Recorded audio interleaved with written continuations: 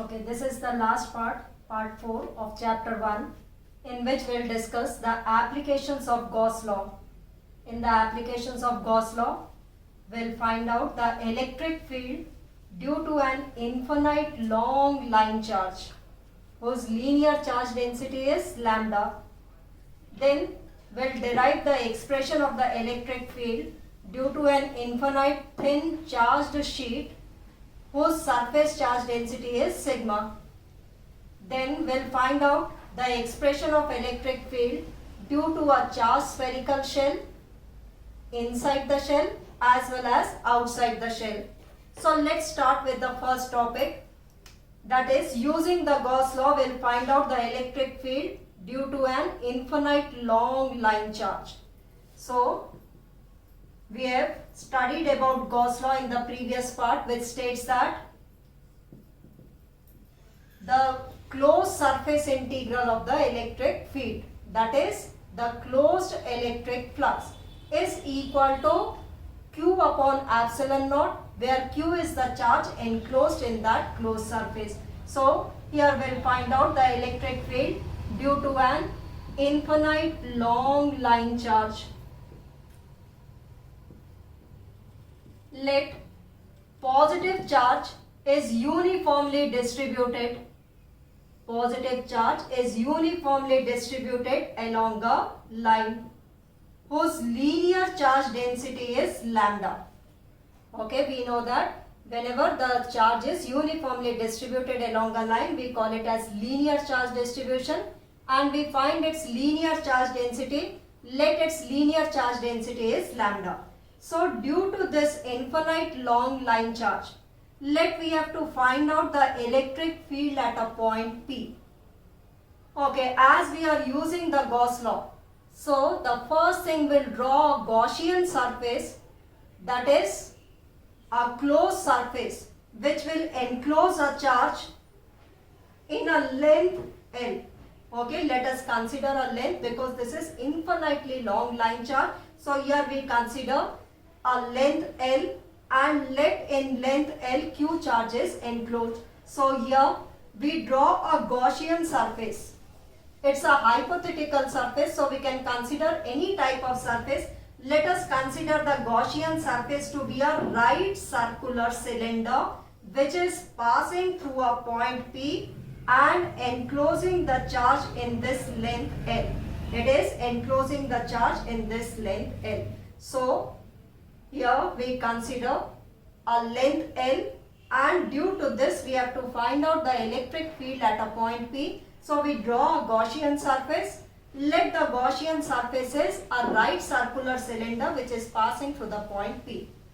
Okay, now starting from the Gauss law, we know that according to Gauss law, closed E dot ds is equal to Q upon epsilon naught. That is the total charge enclosed inside the Gaussian surface. Okay, now how many types of surfaces are there? There are two circular surfaces and one is the cylindrical surface. So the electric flux through this closed surface, that is the number of electric field lines passing through these surfaces. Okay, so here we consider one small surface on the circular part. Let its surface area is ds1. So the direction of ds1, as we know, is normal to the surface. So the direction of the area of this small surface which we have considered on the circular part is ds1. It will be normal to the surface, and the electric field due to this point charge is pointing away. So the angle between E and ds1 vector is 90 degree. The same way here also we consider on the other circular surface, we consider one small surface whose surface area is ds1.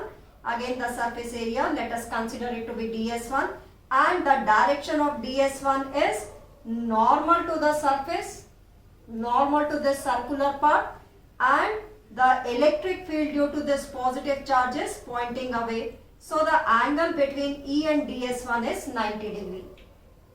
Now we consider a small surface on the cylindrical part. How many types of surfaces? Two circular and one cylindrical surface is there. So now we consider one small surface whose surface area is ds2 on this point P. Let ds2 is the surface area of this small surface which is on the cylindrical part at this point P, and the direction of ds2 vector will be normal to the surface. So this is the direction of ds2, and due to this positive charge the electric field also points away. So the angle between E and ds2 is 0 degree, whereas the angle between E and ds1 degree, which we have considered on the circular part, is 90 degree. Okay. Now this E dot closed, the left hand side, see the left hand side, the closed surface integral of the electric field. So this is the electric field, the number of electric field lines crossing through this circular part. Let's see whether it passes or not, plus the E dot ds2 from the cylindrical part. So this left hand side could be written as E integration of E dot ds1. This is for the circular part, plus E dot ds2, which is for the cylindrical part, is equal to the charge enclosed upon epsilon naught. So the left hand side is E dot ds1. Okay, and how many circular surfaces are there? Twice of E dot ds1 plus E dot ds2 is equal to Q upon epsilon naught. Okay, and we know that E dot ds1 is E into ds into cos of angle between them. E into ds1, what is the angle between E and ds1? Cos 90 degree, it's 90 degree, plus integration of E into ds2, the angle between them is cos 0 degree. Here we see that for the cylindrical part, E and ds2 both are in the same direction. So E into ds2 into cos 0 degree is equal to Q upon epsilon naught. Okay, now we know that cos 90 is 0. So the first term here, the first part is 0. E dot ds1 cos 90 is 0. So this part is 0 plus electric field, which is constant, could be taken outside. The integration of ds2 cos 0 is 1 is equal to Q upon epsilon naught, which is equal to E integration of ds2, that is the total surface area of the cylindrical part.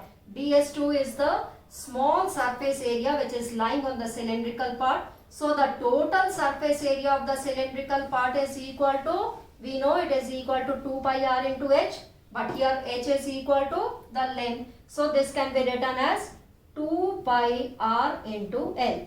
This is the total surface area of the cylindrical part is equal to Q upon epsilon naught. Okay, so here, now let's see the right hand side, Q. Q is the charge enclosed in this length L. Okay, this will write in terms of linear charge density. We have, in the previous part, in the first part, we have studied that whenever the charge is uniformly distributed along a line, we consider its linear charge density, and the linear charge density is given as charge per unit length. Let Q charge is enclosed in this length L. So lambda is equal to Q upon L. So Q can be written as lambda into L. So the electric field into 2 pi r into L, let's write the left hand side as such. Q can be written as lambda into L. Linear charge density into the length upon epsilon naught. Here the L and L cancels out from both the sides. And what do we get? We get the electric field, we get the expression of the electric field due to this infinite long line charge as equal to, E is equal to, let's rub this. Here we can write E is equal to lambda upon 2 pi epsilon naught into R is the expression of the electric field due to an infinite long line charge at r distance away from it. This distance is equal to r, or you may consider the radius of this circular part of the right circular cylinder is r. So here we can, this electric field is equal to lambda upon 2 pi epsilon naught into r. This is the expression for the electric field. And how is the electric field related to this r distance? As r increases, the electric field decreases, that is E is inversely proportional to r. Okay, now if lambda is positive, then the electric field will be pointing away. Then the electric field is pointing away, that is it will be along r unit vector, or you may consider n cap, any unit vector could be considered. So in terms of vector, it can be written as lambda upon 2 pi epsilon naught into r. Here you can write down r unit vector, or you can write down n cap unit vector, which could be shown over here. This is the direction of the electric field. Okay, now this n cap will be pointing away when lambda is positive. Lambda is positive means the positive charge is uniformly distributed. This n cap will be pointing inwards if lambda is negative. That is, the electric field will be inwards. When lambda is negative, lambda negative means the negative charge is uniformly distributed. So the electric field due to, and the magnitude of the electric field due to an infinite long line charge is given by lambda upon 2 pi epsilon naught into r, and in vector form it can be written like that, n cap, where n cap is shown in the figure. This is the direction of the n cap unit vector. It will be pointing away if lambda is positive. If lambda is negative, n cap will be pointing inwards. So if lambda is positive,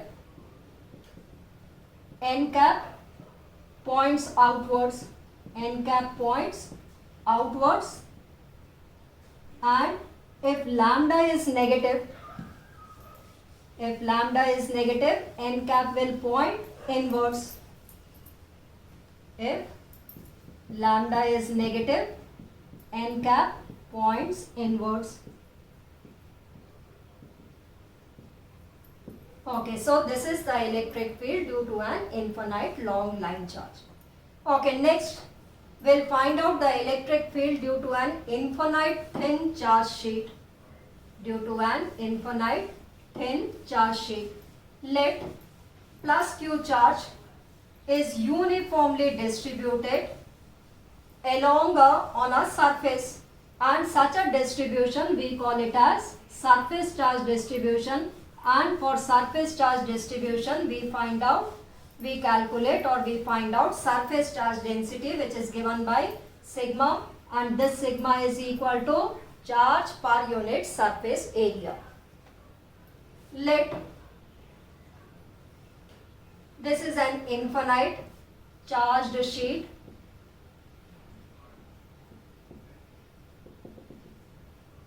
On which Q charge, let positive charge is uniformly distributed. Okay, again it is infinite long. So we consider a small surface whose surface area is S. This sheet is perpendicular to the plane of the paper or perpendicular to the plane of the board. Let us consider a circular part on this in which Q charge is enclosed. Again we have to draw one Gaussian surface which will enclose.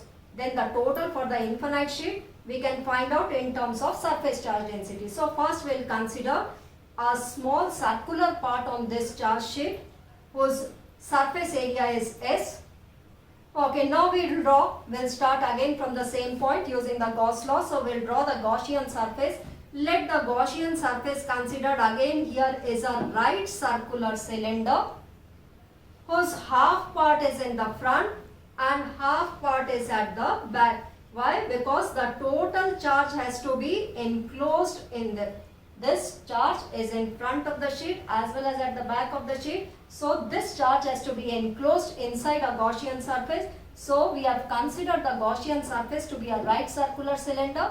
whose half part is in the front and half part is at the back. Let P is the point where the electric field has to be calculated. Let P is the point where the electric field has to be calculated due to this infinite thin charge sheet.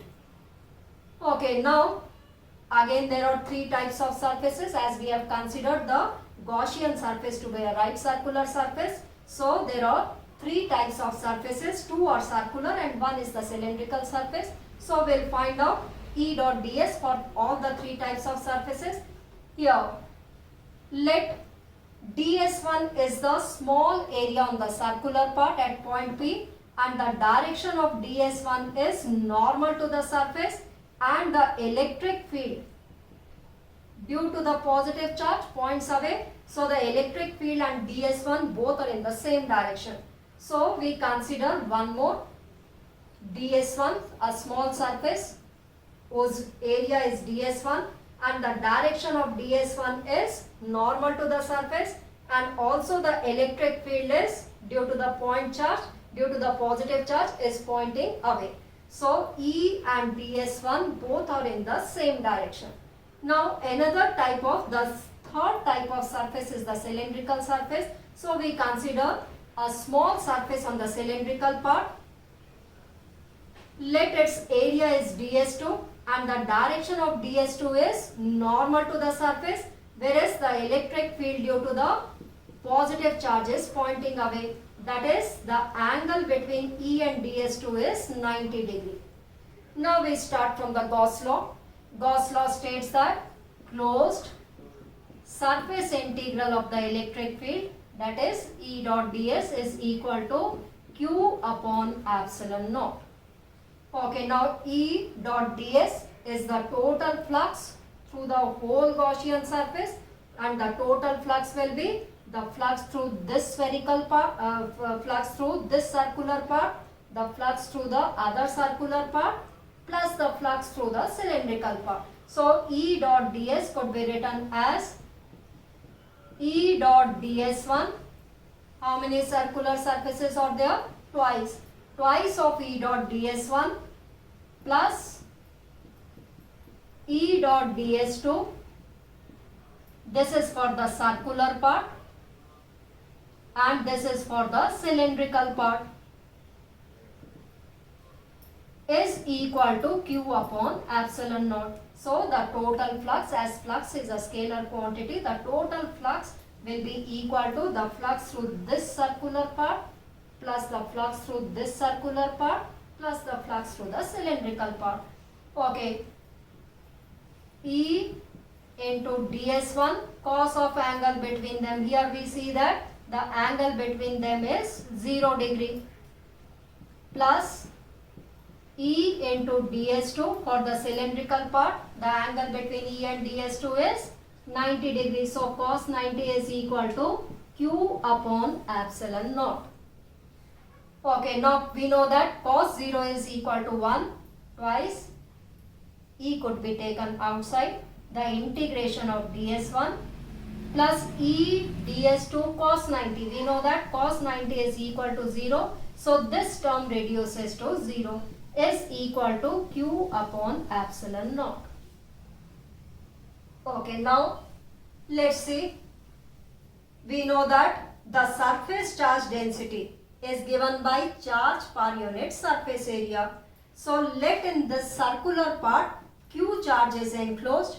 Q upon surface area of this circular part, let the surface area of the circular part is S. So sigma is equal to Q upon S. So Q can be written as sigma into S. So the charge in this circular part on the charge sheet, which we have considered the circular part, is equal to sigma into S. So twice the integration of ds1, that is this, if the area of this circular part is S, the area of this is also equal to S, or you can take it to be pi r square, okay, anything. So twice of the integration of ds1 is the total surface area of the circular part, and the total surface area of the circular part, which is equal to the same, the shape is the same, so it will be equal to S, and Q can be written as sigma into S upon epsilon naught. This S and S cancels out from both the sides. So E is equal to sigma upon 2 epsilon naught. Hence the electric field due to a thin charge sheet is equal to sigma upon 2 epsilon naught, where sigma is the surface charge density. Okay, now in vector form, whenever you have to derive, you have to write any expression when you are deriving. If it is a vector quantity, you have to write in the vector form. So here in the vector form, it could be written as E vector is equal to sigma upon 2 epsilon naught. Now only the direction of this electric field has to be mentioned. We know that it is along this direction, so this can be written as n cap, unit vector, which is, so this can be written as n cap. Hence in vector form it can be written as sigma upon 2 epsilon naught into n cap, and here in the figure you can show the direction n cap. Again, if sigma is positive, that is positive charge is uniformly distributed on this sheet, then n cap will be pointing outwards. If sigma is negative means negative charge is uniformly distributed, then n cap will be pointing inwards. So depending upon this sigma, whether it is positive, if it is positive, n cap outwards. If sigma is negative, n cap inwards. So the electric field due to an infinite thin charge sheet is equal to sigma upon 2 epsilon naught. Okay, it is not depending upon the distance from this sheet. Okay, suppose this distance is r, it is not depending upon r. Okay, so E is equal to sigma upon 2 epsilon naught. Now we'll find out the electric field between two charged sheets. Now there are two charged sheets, one having sigma 1 surface charge density and the other having sigma 2 surface charge density. Let's find out the electric field due to two thin charged parallel sheets. And how are the sheets? These two sheets are parallel to each other. So the electric field between two charged sheets. Okay, so here we write the heading as electric field due to two charged parallel sheets. How are these sheets? Parallel. Two charged parallel sheets. Okay, these are the two charge sheets. Let this is having a surface charge density sigma 1 and the second sheet is having a surface charge density sigma 2. And let here sigma 1 is greater than sigma 2. What does it mean? Sigma 1 is equal to Q upon epsilon naught, more charges distributed on the first sheet as compared to the second one. Okay, let sigma 1 and sigma 2 both are positive. This is also positively charged sheet, this is also. These sheets are perpendicular to the plane of the board. So these are the two charge sheets on which charges are uniformly, positive charges are uniformly distributed. Now here we'll divide it in three regions. This is region 1. We'll find out the electric field in region 1, then in region 2 and then in region 3. In all the three regions. Okay, if it is positively charged sheet, we know that the electric field due to the first sheet will be pointing away from the positive charge sheet. Let E1 is the electric field due to this positive charge sheet. First sheet, it is pointing. The second sheet is also positive. So in this region, the electric field due to the second sheet is also pointing away from the positive charge. So E1 and E2 both are pointing towards left. So the electric field in this region, in the first region, as both are in the same direction, they will be added, E1 plus E2. Just now we found out that E is equal to sigma upon 2 epsilon naught. So E1 will be equal to sigma 1 upon 2 epsilon naught and E2 will be equal to sigma 2 upon 2 epsilon naught. We can take 1 upon 2 epsilon naught common. This will be sigma 1 plus sigma 2. So this is the electric field in the first region. Now what will be the direction of the electric field in the first region? As both are pointing towards left, so the electric field in this region will be directed towards left. So its direction is towards left. Okay, the same way we'll find out the electric field in region 2. Okay, now in region 2, due to the first sheet, the electric field is E1. And as this is the positively charged sheet, electric field will be pointing away. Now due to the second sheet, let the electric field is E2 and electric field E2, again due to the positive charge sheet, it will be pointing away. So the net electric field in this region, in second region, as we see that E1 and E2 are in the opposite direction, then it will be equal to E1 minus E2. Why E1 minus E2? We have considered sigma 1 to be greater than sigma 2. So it is equal to E1 minus E2, 1 upon 2 epsilon naught. This will be sigma 1 minus sigma 2. So this is the electric field in region 2.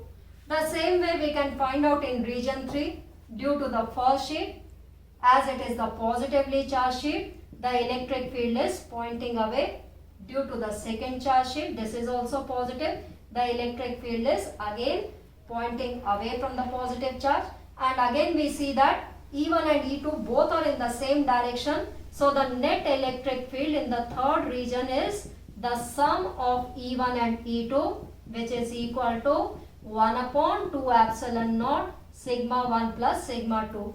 But what will be the direction of this net electric field in the third region?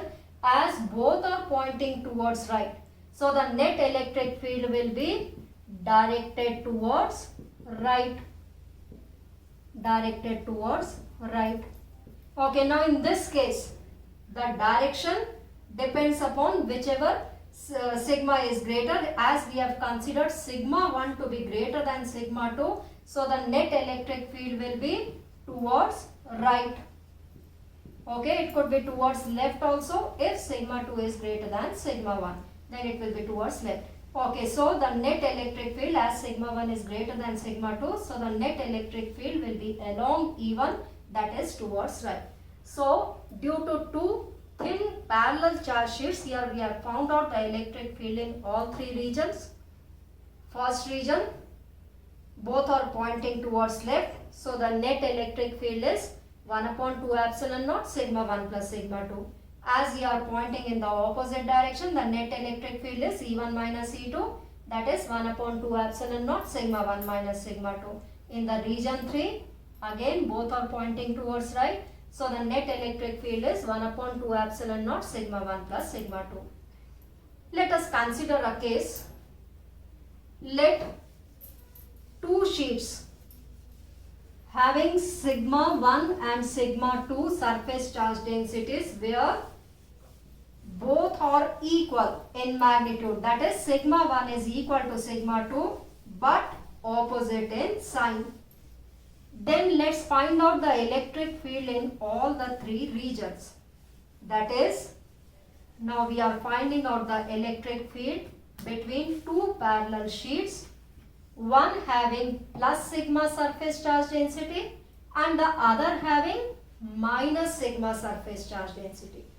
The first sheet is having plus sigma, that is both are equal in magnitude.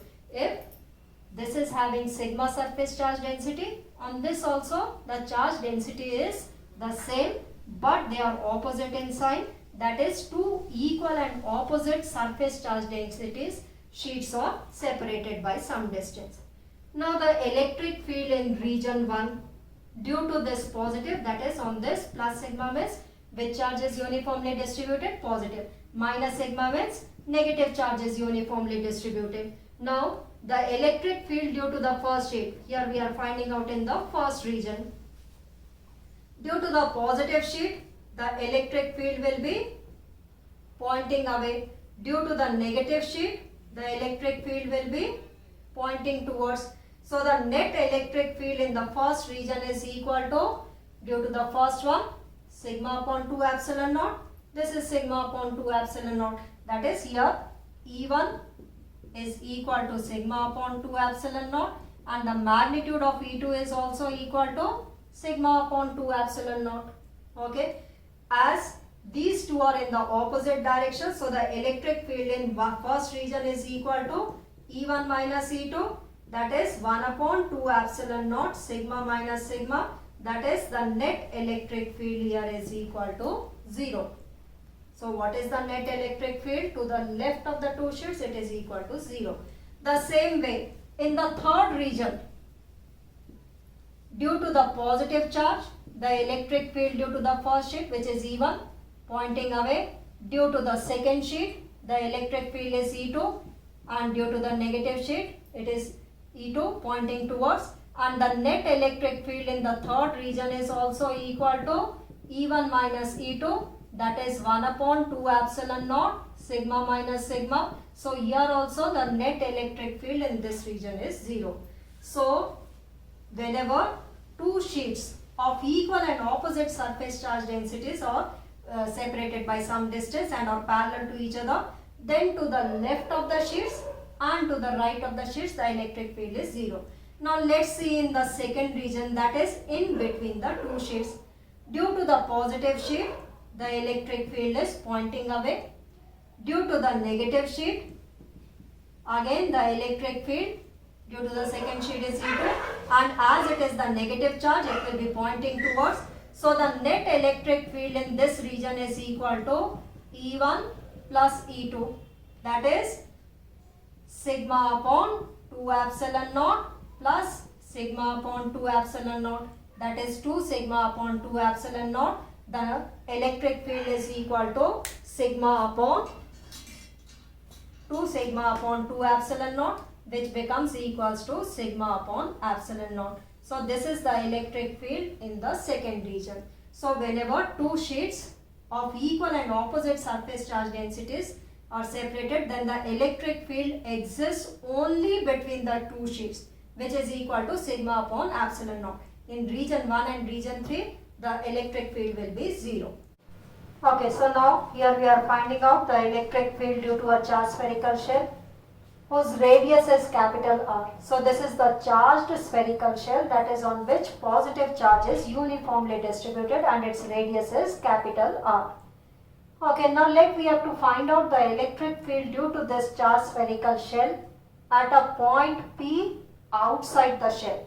Let this point P is at a distance small r. So again, starting from the Gauss law, we draw a Gaussian surface. Let us consider this Gaussian surface to be a sphere which is passing through the point P. At this point P, let us consider a small surface whose surface area is ds, and the direction of ds is normal to the surface, and the electric field also due to the positive charges pointing away. So the electric field is also pointing away from it, that is E and ds both are in the same direction.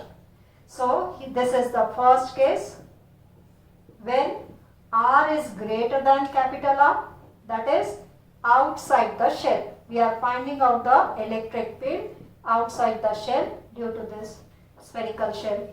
Okay, now starting from the Gauss law, closed E dot ds is equal to q upon epsilon naught, where q is the charge enclosed inside the Gaussian surface.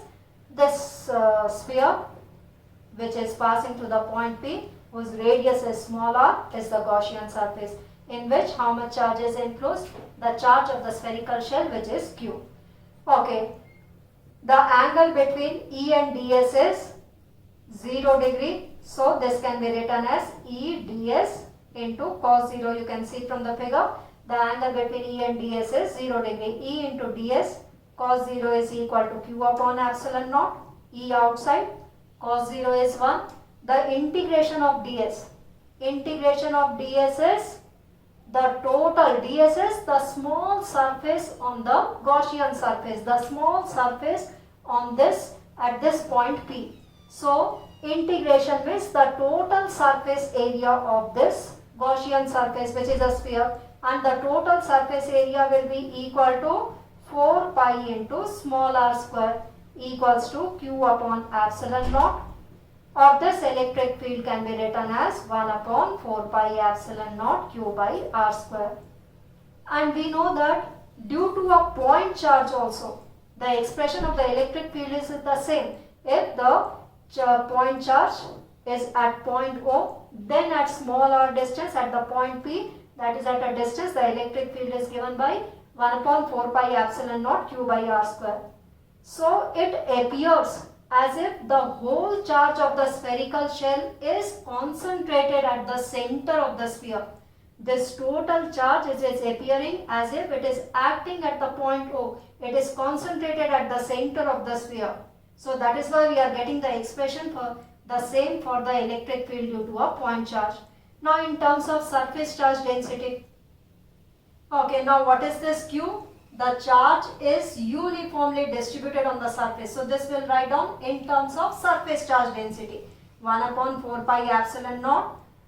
Q can be written as sigma into area of the charged spherical shell. Area of the charged spherical shell will be equal to 4 pi into capital R square upon small r square. Q is charge density into the surface area. Which surface area? The total surface area of the sphere of the charged spherical shell, which is equal to 4 pi into r square. On simplifying it, what do we get? 4 pi cancels out. Sigma into r square upon epsilon naught into r square. So this is the expression of the electric field. Either can be written in this form, or in terms of surface charge density it could be written in this form. So the electric field is equal to 1 upon 4 pi epsilon naught q by r square, or sigma into r square upon epsilon naught into r square. So from here we see that here the electric field is inversely proportional to r square. As the distance is moved away, as we move away from the charged spherical shell, the electric field decreases. How it decreases? Electric field is inversely proportional to r square.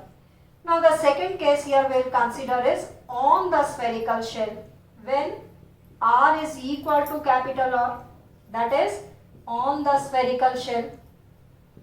On the spherical shell, here only you have to substitute this small r equals to capital R. Then the electric field becomes substituted here. R square upon capital R square cancels out. Then the electric field is sigma upon epsilon naught. So this is the electric field on the spherical shell. Now let us consider the third case, when R is less than capital R, that is inside the shell. Now let's find out the electric field inside the shell. So let us consider a point Q which lies inside the spherical shell. Let us consider a point Q inside the spherical shell, and we draw the Gaussian surface. Let the radius of it is small r. Okay, again starting from the Gauss law. Gauss law states that closed E dot ds, the integration, closed surface integral of the electric field is equal to Q upon epsilon naught. Okay, now what is this Q? Q is the charge enclosed inside the Gaussian surface, inside the red sphere. This is the Gaussian surface. What is the charge enclosed? The charge is outside. What is the charge enclosed in it? 0.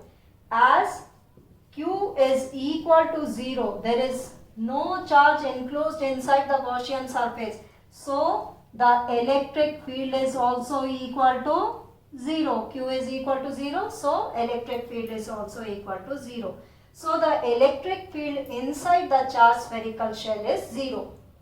Whereas outside the shell it is equal to sigma r square upon epsilon naught into small r square. That is, E is inversely proportional to r square. And on the shell it is equal to sigma upon epsilon naught. And this value is maximum value. This value is maximum. Outside the shell, as r increases, electric field decreases, and inside the shell, electric field is 0. Now let's plot the graph of the electric field with the distance small r. Let us plot a graph E versus R. Okay, let this point is the center of the shell.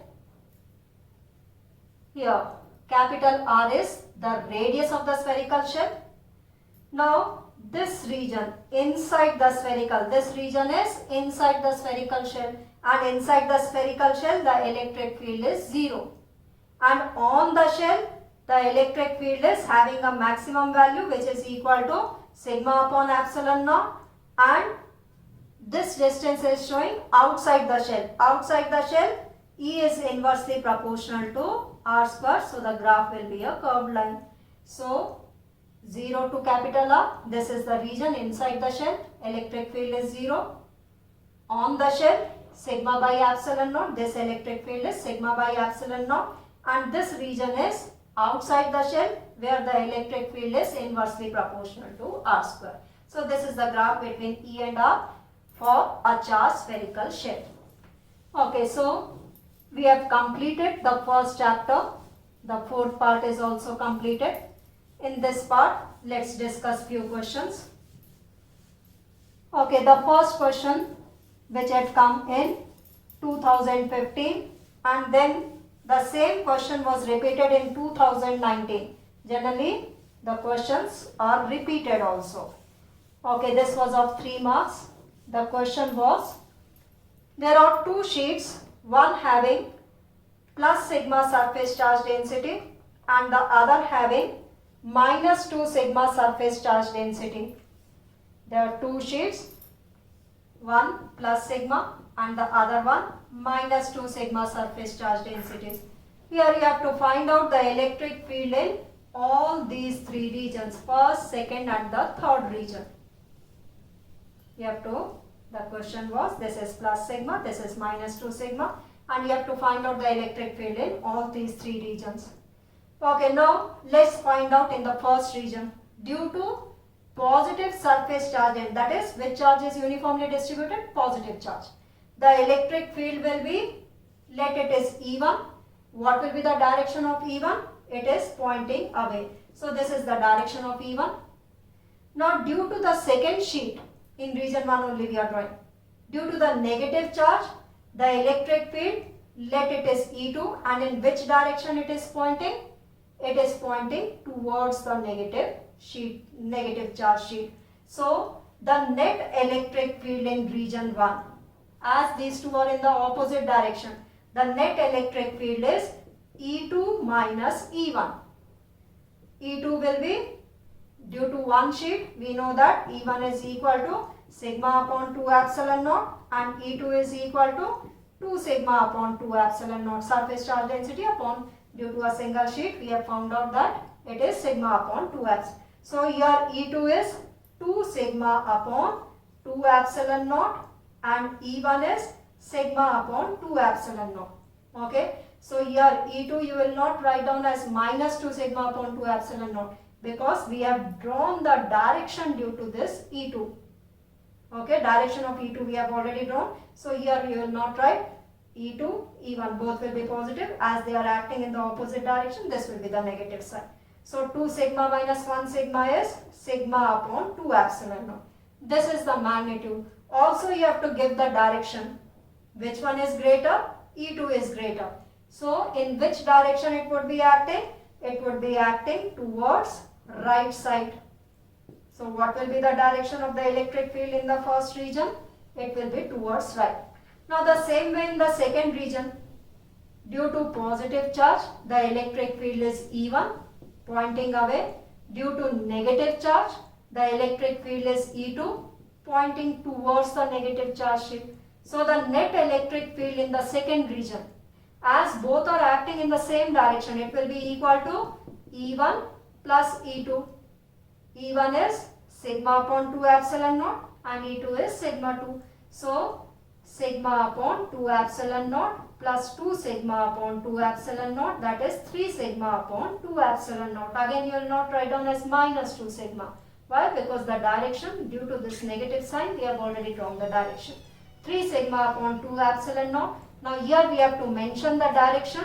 What will be the direction? Both are acting towards right. So the direction will be towards right. Now in the third region we will find out the electric field due to the first sheet, due to the positive sheet. It will be pointing away, due to the second sheet pointing towards. So the net electric field in the third region is equal to E1 minus E2, that is sigma upon 2 epsilon naught minus 2 sigma upon 2 epsilon naught, that is minus sigma upon 2 epsilon naught. And what will be the direction? Direction will be, which one is greater? E2. So its direction will be towards left. Okay. One more question we can discuss which had come recently in 2020. Let's discuss one last question. Here the question was a MCQ question. Okay, if the net electric flux through a closed surface is 0, the net electric flux through a closed surface is 0, then what can you infer? The options given were the net electric flux is 0 through a surface. What can you infer? The first part was the net charge inside the closed surface is 0. Net charge inside is 0. The second option was uniform electric field exists within the surface. Uniform electric field exists within the surface. The third option was the electric potential varies from point to point. Potential we'll study in the next chapter. Potential varies from point to point. And the fourth option was the charge is present inside the sphere. Charge is present inside the surface.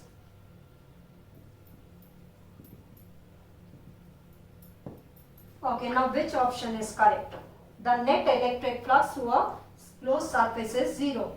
What does it mean? Does the charge exist? If the charge is present, then the electric flux cannot be 0, because electric flux is the number of electric field lines. Potential also doesn't vary.